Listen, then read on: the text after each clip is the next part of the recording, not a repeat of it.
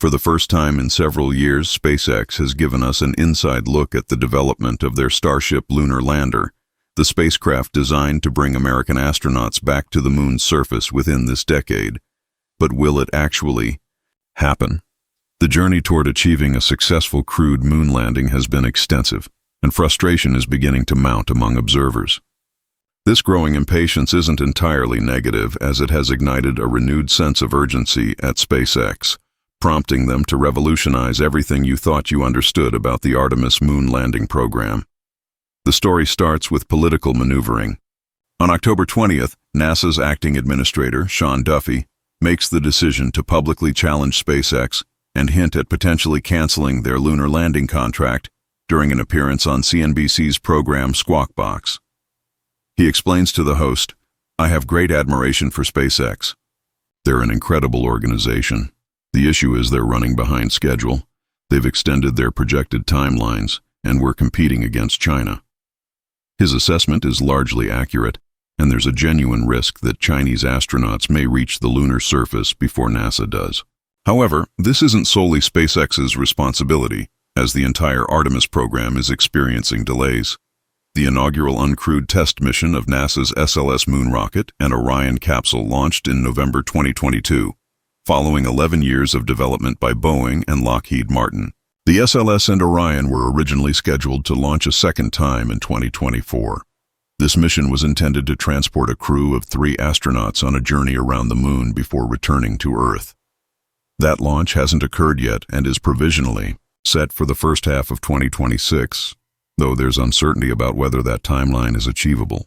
Meanwhile, SpaceX has been developing their Starship for approximately 5 years, during which they've conducted a combined total of 22 test flights, many featuring successful liftoffs and even landings of the most powerful rocket system ever constructed. Duffy is already casting criticism while vulnerable to the same scrutiny, but he proceeded to escalate the situation by telling CNBC, "The president and I are determined to reach the moon during this presidential term, so I'm going to open up the contract. I'm going to allow other aerospace companies to compete against SpaceX, including Blue Origin." His reference is to the contract NASA granted to SpaceX in 2021, which Jeff Bezos's Blue Origin also pursued but lost with their Blue Moon proposal. SpaceX received a commitment of $2.9 billion to create a Starship variant designated HLS, the Human Landing System. This would serve to deliver American astronauts to the lunar surface during the Artemis III mission, which initially targeted a 2024 launch before being postponed to 2026. Currently, they're still aiming for sometime in mid-2027. Yet, as the acting administrator, Duffy is suggesting that even this revised schedule seems unrealistic. Predictably, Elon Musk responded negatively to these comments and swiftly took to his social media platform X to launch verbal attacks against Sean Duffy, labeling him a dangerously incompetent, unqualified fool attempting to destroy NASA. For those unfamiliar with Mr. Duffy's background, he was previously a competitive lumberjack who made an appearance on MTV's The Real World television program in 1997.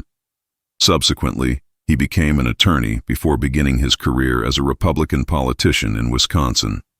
After serving in that capacity for a decade, he departed from government and began hosting a different TV show, this time on Fox News, until President Trump selected him to serve as U.S. Secretary of Transportation.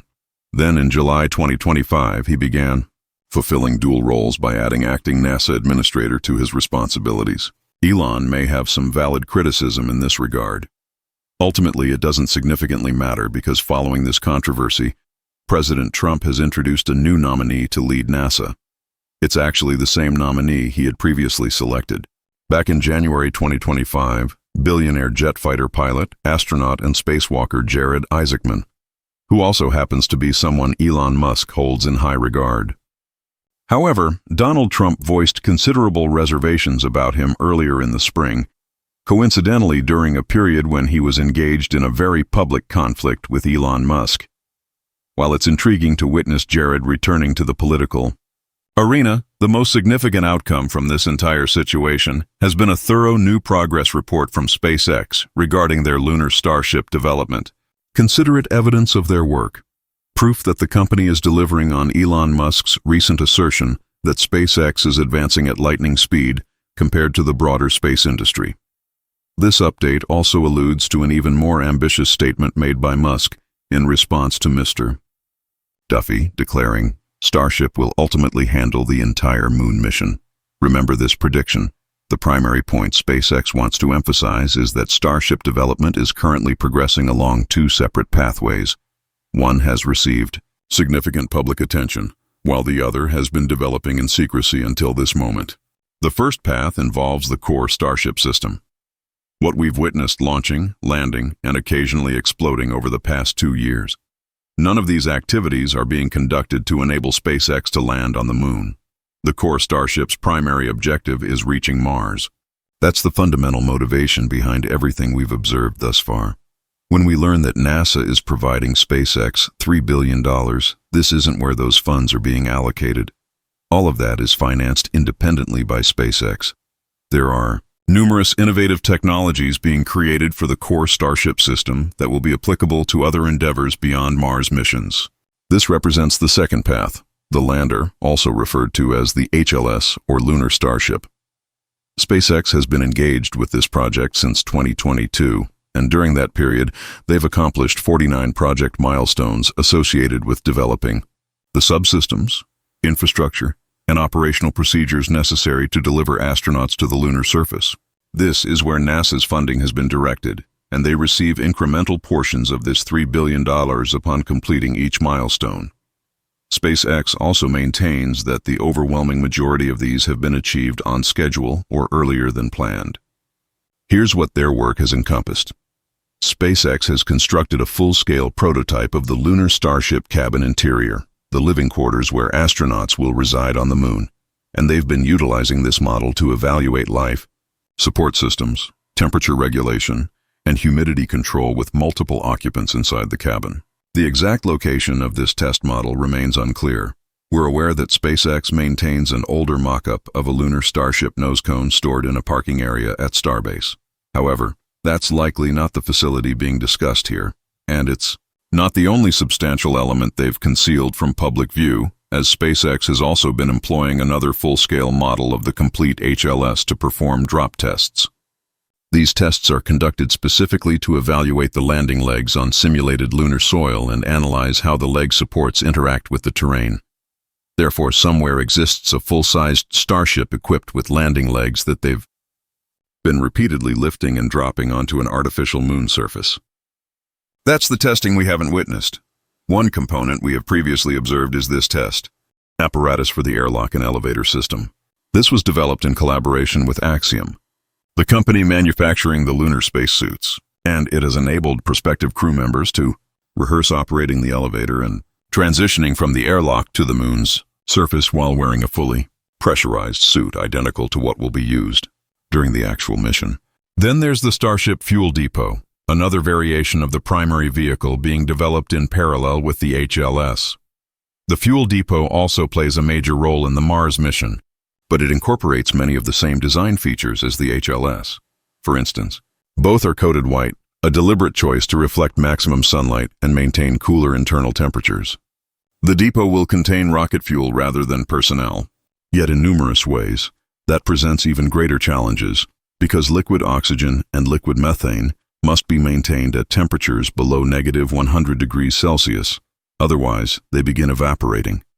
Consequently, the depot ship employs many of the same power generation and thermal control systems that will support astronauts on the moon. SpaceX has been conducting small-scale propellant transfer experiments, but a full-scale transfer of cryogenic fuel between two spacecraft has never been successfully executed by anyone before. Another crucial test SpaceX is undertaking involves Starship's docking adapter, the mechanism allowing the lander and Orion capsule to connect in lunar orbit and permit crew transfer between the two vehicles. They've also completed a lunar landing throttle evaluation with Starship's Raptor rocket engines, essentially running the engines through a moon landing sequence while modulating thrust to replicate a gentle touchdown. Additionally, there have been Raptor cold start evaluations where they use the ultra-cold cryogenic rocket fuel to effectively deep freeze the engine, simulating conditions after extended exposure to the vacuum of space. and then verify that the engine can still ignite and perform as intended. There's also micrometeoroid and orbital debris impact testing. SpaceX takes the materials intended for the HLS exterior, including body panels and windows, and subjects them to projectile impacts to assess their durability against collisions in space or on the lunar surface.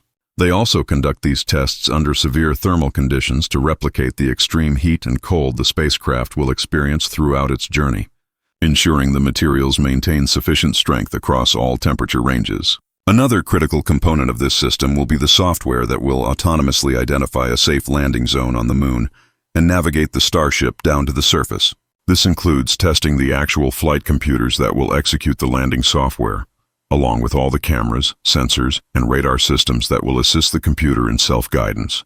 Simultaneously, they require a dependable communication system utilizing radio frequencies to maintain contact with Earth during flight. Then there's the medical infrastructure. No physician will accompany the lunar Starship crew, so any medical emergency will also demand a highly reliable communication system connecting to doctors on Earth. All of these elements combined represent substantial work that's been progressing largely behind closed doors at SpaceX. But what follows next? That's where circumstances become peculiar. In their update, SpaceX states, Starship continues to simultaneously represent the most expedient route to returning humans to the lunar surface and a fundamental enabler of the Artemis program's objective to establish a permanent, sustainable presence on the moon. Since receiving the contract, we have consistently adapted to NASA's evolving requirements for Artemis 3 and have proposed concepts for simplifying the mission to align with national priorities.